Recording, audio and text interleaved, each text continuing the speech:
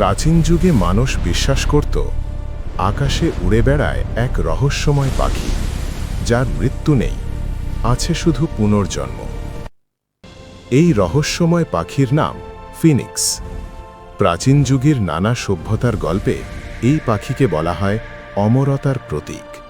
কথিত আছে, 1000 বছর বেঁচে থাকার পর ফিনিক্স নিজেই আগুনে পুড়ে ছাই হয়ে যায়। কিন্তু এখানেই শেষ নয়, সেই ছাই থেকেই জন্ম নেয় নতুন এক ফিনিক্স, আরও শক্তিশালী, আরও উজ্জ্বল।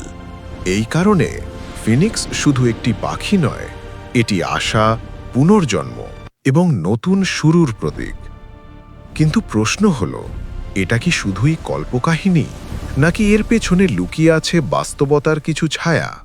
বিজ্ঞানীরা মনে করেন প্রাচীন মানুষরা অসাধারণ সুন্দর ও রঙিন কিছু পাখি দেখে এই ধরনের গল্প তৈরি করেছিল। যেমন আগুনের মতো লাল সোনালি রঙের কিছু পাখি, যাদের ডানা ঝলমল করে সূর্যের আলোয়। সেই দৃশ্য হয়তো মানুষকে ভাবিয়েছিল এটাই সেই অগ্নি পাখি।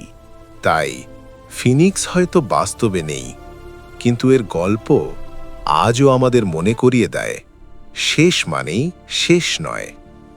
কারণ প্রতিটি শেষের মধ্যেই লুকিয়ে থাকে একটি নতুন শুরুর আগুন।